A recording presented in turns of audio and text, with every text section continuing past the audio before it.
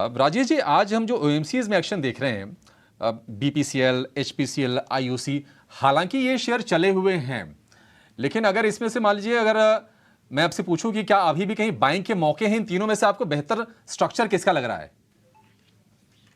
देखिए, स्ट्रक्चर तो तीनों ही स्टॉक के बेहतर है और तीनों में ही सेम फॉर्मेशन बनते हुए दिखा है। फिर भी हमें लगता है बीपीसीएल का स्ट्रक्चर वन नॉच बेटर है अगर कंपेयर करूं मैं बाकी दोनों स्टॉक से। और बीपीसीएल में एक काफी बड़ी टाइम फ्रेम पे जो ब्रेकआउट बने हैं, हमें लगता है अब ये 600 रुपए के ऊपर सस्टेन रहेगा, तो यहाँ पे नेक्स्ट टारगेट 640 की तरफ भी आते हुए दिखेगा। हालांकि काफी बड़ी तेजी ऑयल मार्केटिंग कंपनी में ये देखने को मिली है, वन वे डायरेक्शन में मूव हुए। तो थोड़ा सा स्ट्रिक्ट स्टॉप लॉस फॉलो करें, क्योंकि अगर आप ट्रेडिंग पॉइंट ऑफ व्यू से बाय कर रहे हैं तो यहाँ पे स्ट्रिक्ट स्टॉप लॉस फॉलो करना बहुत जरूरी है, क्योंकि आप काफी बड़े हुए स्टॉक्स को अब यहाँ पे ट्रेड कर रहे हैं। स्टॉप लॉस स्ट्रिक्टली जो फॉलो करना होगा वो होगा 598 के आसपास, टारगेट होंगे 625 630 की तरफ।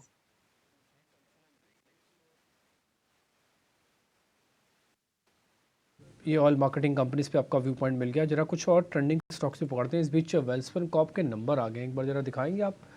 मार्जिन्स हैं 6.9 से 9.7, मार्जिन्स तो काफ़ी इंटरेस्टिंग है, बढ़िया मार्जिन्स तो अच्छे लग रहे हैं। एक बार जरा पूरा नंबर ही चेक करवा लेते हैं, सारी चीज़ दिखाते जाइएगा। आय है 97% बढ़ी हुई है वेल्सपन कॉर्प, एक बार जरा स्क्रीन पे लेके आइए, दिखाइएगा इसको भी।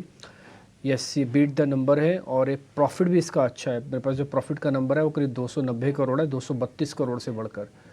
तो एबिट भी ठीक है, इसका नंबर्स तो ठीक ही लग रहे हैं। अभिषेक, एक बार आप इसको चेक करते, आप देखते हैं इसको, वेल्सपन कॉर्प को। पाइप बनाती है कंपनी, वेल्सपन डिवीजन की है। जी, इसमें एक्चुअली अगर पूरा आप पाइप सेक्टर देखते हैं तो काफी ज्यादा मोमेंटम है इन टर्म्स ऑफ बिजनेस। तो जितने भी कंपनीज हैं जो 100 पाइप्स बनाती हैं या डक्टाइल पाइप्स बनाती हैं या लार्ज पाइप्स बनाती हैं, वो काफी अच्छा कर रहे हैं, क्योंकि ये जो हमारा नल से जल वाला जो प्रोग्राम है, या काफी सारे जो सेंट्रल गवर्नमेंट के जो पानी को लेके प्रपोजल्स हैं, वो पॉलिसी इंप्लीमेंटेशन हो रही है। और काफी एक्सटेंसिव आप देखेंगे कि लास्ट 2-3 क्वार्टर से इन सारी कंपनीज का सेल्स काफी अच्छा है। मेरे हिसाब से ये कंटिन्यू रहेगा, क्योंकि फोकस बहुत ज्यादा है ऑन ये पानी के इंफ्रास्ट्रक्चर डेवलपमेंट में आखिरी घंटे में रुचित, आप किस तरह का ट्रेड देख रहे हैं, क्या रेंज देख रहे हैं, और क्या 150 अंक ऊपर जब निफ्टी है 21,900 के ऊपर, यहां से आपका कन्विक्शन कितना है फ्रेश लॉन्ग करने के लिए? Very good afternoon to everyone. Well, markets में इंडेक्स फ्रंट ऊपर देखें तो क्लियरली एक सेक्टर ऐसा है जो मार्केट्स को ऊपर लेके जाना चाहता है, वो है आईटी और बैंकिंग स्पेस, जहां पे काफी हेवीवेट्स है। वहां पे हम रिलेटिव अंडर परफॉर्मेंस में कहूंगा देख रहे हैं compare to broader markets. So I think इसी के कारण एक रेंज मार्केट में बन चुकी है, जहां पे 22,000 एक रेजिस्टेंस तरीके से देखा जाएगा, 22,000 से 22,050 का रेंज, और नीचे 21,800 के आसपास मार्केट में सपोर्ट रहेगा। सो हमें लग रहा है कि इंडेक्स फ्रंट में आपको इसी रेंज में कंसोलिडेशन होते हुए देखा, इंडेक्स इसी रेंज में कंसोलिडेट होगा और कोई बड़े मूव इंडेक्स पे अब नहीं मिलेंगे। बट लेकिन यस, अपॉर्चुनिटीज मोर अभी स्टॉक स्पेसिफिक है और सेक्टर स्पेसिफिक मूव जहाँ पे आउट परफॉर्मेंस हम देख रहे हैं। आई थिंक ऐसे आउट परफॉर्मिंग सेक्टर्स में मौके ढूंढेंगे तो ज्यादा बेहतर रहेगा। अगर इंडेक्स पे ही ट्रेड करना है तो बाय एंड डिप्स की रणनीति रखें, जैसे आज मॉर्निंग में था। तो वैसे कोई भी डिप्स आते हैं जहाँ पे रिस्क रिवॉर्ड रेशियो ये रेंज में खेलने के लिए भी जहाँ पे फेवरेबल बनते हैं, वहां पे खरीदारी कर सकते हैं। ठीक है, इंडेक्स में बाय ऑन डिप्स गिरावट पर खरीदारी की सलाह है रुचित की तरफ से। फटाफट एक काम करते हैं कि ट्रेडिंग कॉल्स जरा समझ लेते हैं कि अभी आपके लिए ट्रेड के मौके स्टॉक्स में कहां पर बन रहे हैं। ध्वनि, शुरुआत आपसे करेंगे, बताइए मौके कहां पर हैं, कहां पर आपकी नजर गई है? Good afternoon. मेरी तरफ से यहाँ पे दो ट्रेड्स रहेंगे। सबसे पहला ट्रेड जो यहाँ पे है वो नौकरी में बनता है। नौकरी में ऑलरेडी कल की सत्र में हमने देखा है कि वॉल्यूम्स का जो लास्ट क्लोजिंग टाइम में इंक्रीमेंट था वो काफी ज्यादा था, उसी का इम्पैक्ट हमें आज देखने को मिल रहा है। स्टॉक यहाँ पे 3 से 3.5% की बढ़त के साथ अभी ट्रेड कर रहा है। इसको फर्दर कंटिन्यू करते हुए इसके ऊपर 5500 का टारगेट रहेगा। और फिलहाल का जो प्राइस एक्शन सजेस्ट करता है तो स्टॉप लॉस को मैं यहाँ पे रिवाइज करना चाहूंगी। स्टॉप लॉस अब 5280 का कर दीजिए, तो रिस्क रिवॉर्ड भी यहाँ पे काफी फेवरेबल पोजीशन में आ जाएगा। तो नौकरी में 5280 के स्टॉप लॉस के साथ 5500 के टारगेट के लिए सबसे पहले ये ट्रेड रहेगा। दूसरा ट्रेड जो यहाँ पे रहेगा वो आईआरसीटीसी में रहेगा। आईआरसीटीसी का डेली चार्ट स्ट्रक्चर जब हम यहाँ पे देखते हैं तो वहां पे स्टॉक अपनी 20 पीरियड की एक्सपोनेंशियल मूविंग एवरेज से ऊपर की तरफ का अपमूव आज दिखा रहा है। स्टॉक के अंदर जो है वो मोमेंटम फर्दर कंटिन्यू होता हुआ दिखेगा। इंट्राडे में जो चार्ट स्ट्रक्चर है वो यहाँ पे पॉजिटिव डाइवर्जेंस दिखा रहे हैं, तो 1000 के टारगेट के लिए इसको आप बाय कीजिए और स्टॉप लॉस जो है वो 948 का रखिए। 948 का स्टॉप लॉस और 1000 रुपये का टारगेट IRCTC में धोनी की तरफ से। अच्छा मोमेंटम है रेलवे में, और अच्छी चीज़ ये है कि कहते हैं ना कि इवेंट कई बार बीतता है तो स्टीम थोड़ी सी कम हो जाती है, लेकिन अभी भी मोमेंटम बना हुआ है। IRCTC 1000 रुपये का टारगेट धोनी की तरफ से। धोनी का जो ट्रेड है ना अभिषेक, ये नौकरी वाला ये काफ़ी इंटरेस्टिंग है। आप इसको देखिए, मैम ने जो पहले आपको स्टॉप लॉस दिया था 5210 का था। शो में आते आते ये शेयर काफ़ी अच्छा चला, डेज हाई पे आके। एक बार दिखाना इसका इंट्राडे चार्ट, फिर आपको दिखेगा स्टॉप लॉस भी इसलिए रिवीजन करवाना पड़ा। टारगेट को नहीं छेड़ा बट स्टॉप लॉस को रिवाइज करा के थोड़ा अपलिफ्ट करना पड़ा। आप एक बार ज़रा इंट्राडे खाइए, इन्फोएज का इंट्राडे चार्ट। और धोनी, एक चीज़ के लिए मैं आपको थोड़ा थैंक यू भी करूँगा। आज आपने दिन में हमको एक ONGC की कॉल दी थी 265 की, ये देखिए डेज हाई पे आके खड़ा हुआ, इसलिए स्टॉप लॉस को रिवीजन हुआ। धोनी, आपने हमको ये 265 वाली कॉल दी थी ONGC की, 7.5 रुपये के आसपास की कॉल थी वो। उसका टारगेट हिट हो गया, 12 रुपये उसका टारगेट था, या फिर पैसे कितने बन रहे, थोड़ा आइडिया दे दो उसका। जी बिल्कुल डिम्पी, यहाँ पे ONGC के अंदर जो मोमेंटम बना हुआ था वो डेफिनेटली हमें देखने को मिला। इनफैक्ट 12:30 के करीब इसके अंदर जो मोमेंटम बना, उसी समय पे हमारा इसके अंदर जो टारगेट 12 रुपए का दिया गया था वो अचीव हो चुका है। इसके अंदर अगर किसी ने 8 रुपए पर भी एंट्री करी है तो 15,000 तक का मुनाफा आज हमने इसके अंदर बुक करा है। टारगेट हिट हुआ है, 3.5% ऊपर है। आज हम देख रहे हैं कि पूरा का पूरा एनर्जी बास्केट, रिलायंस का सपोर्ट मिलता तो फिर मज़ा आ जाता। लेकिन राजेश जी के पास चलेंगे। राजेश जी, आपकी तरफ से ट्रेडिंग कॉल्स कौन सी हैं सर? दोनों तेज़ी के सौदे हैं या फिर तीनों तेज़ी के सौदे हैं? आप जनरली 3 कॉल्स देते हैं। Good afternoon Abhishek ji, good afternoon everyone. Yes, तो 3 ही कॉल है और तीनों तेजी के ही हैं। पहला स्टॉक है मेटल स्पेस से और उसमें टाटा स्टील हमें पसंद आ रहा है। स्टॉक में आज जिस तरीके से मूव बना है वीकली चार्ट पे, स्टॉक ने अपने कंसोलिडेशन रेंज का ब्रेकआउट यहाँ पे ऑलरेडी रजिस्टर किया है। पूरे मेटल स्पेस में एक मोमेंटम बाइंग का बनते हुए दिख रहा है। टाटा स्टील हमें यहाँ पे अच्छा लग रहा है, जिस तरीके से ब्रेकआउट हुए डेटा बनते हुए दिखे ड्यूरिंग द डे।